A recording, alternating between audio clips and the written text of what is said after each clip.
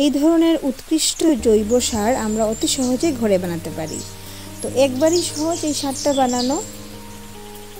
আমাদের বাড়িতে বা যে কোনো জায়গায় দেখবেন গাছের নিচে রাস্তার ধারে এভাবে শুকনো পাতা ছড়িয়ে ছিটিয়ে গাছ থেকে পড়ে থাকে। তো এই পাতাগুলো না ফেলে আমরা জমিয়ে রাখতে পারি। এই শুকনো পাতা কিন্তু মাটিকে অনেক উর্বর করে তোলে, মাটিকে ঝুরঝুরি করে নরম করে মাটির লবণাক্ত কমায়, মাটির আম্লিক বা ক্ষারীয় প্রভাব কমিয়ে মাটিকে প্রশমিত pH 7.0 এর কাছাকাছি করে।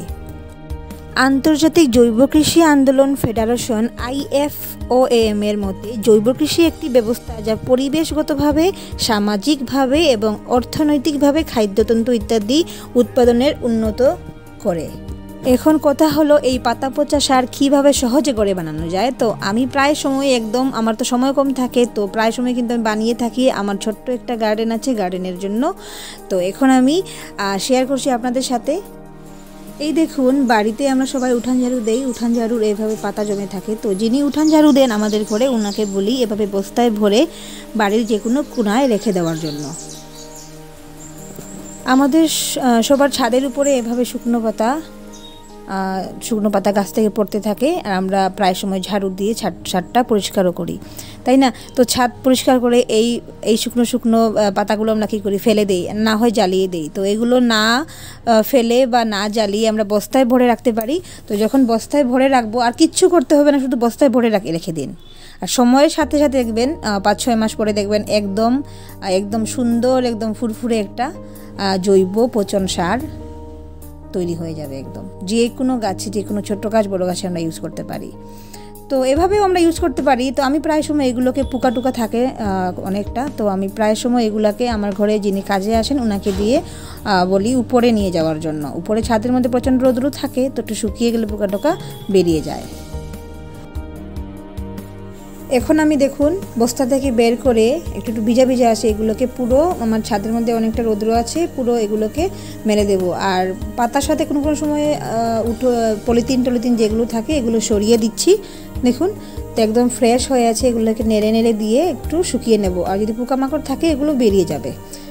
এভাবে একটু সময় রৌদ্রের মধ্যে রেখে দিন, 1 দিন বা 2 দিন রাখতে পারেন, যতটুকু হয়।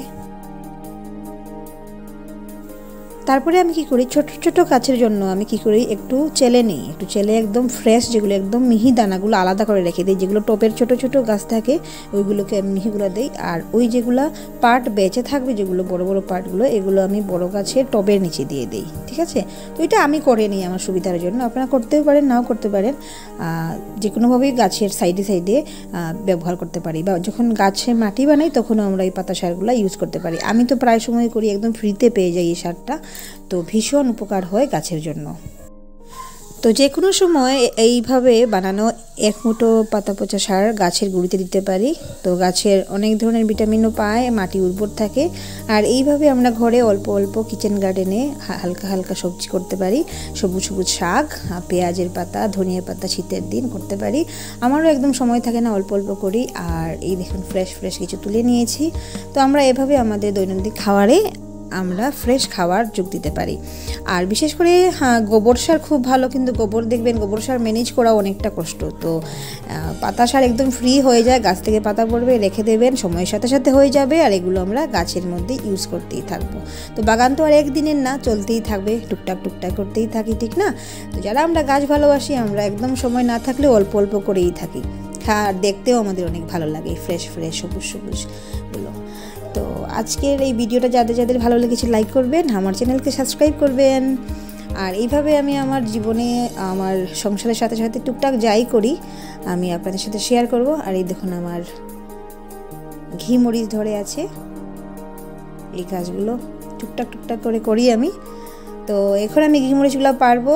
আর এই দেখুন পেরে আমি 1 মুঠো ঘি মরিচ ঘরের জন্য নিয়ে যাব। ভীষণ খুশি লাগে, খাওয়ার থেকে বেশি খুশি লাগে নিজের গাছ থেকে যখন একটু কিছু পেরে আমরা নিজের ঘরে নিতে পারি, বা নিজের হাতের বানানো ফলানো জিনিস। তো আজকের জন্য এতটুকুই, আবার দেখা হবে নতুন একটা ভিডিওতে। তো আমার চ্যানেলকে সাবস্ক্রাইব করে নেবেন। Tata, bye bye.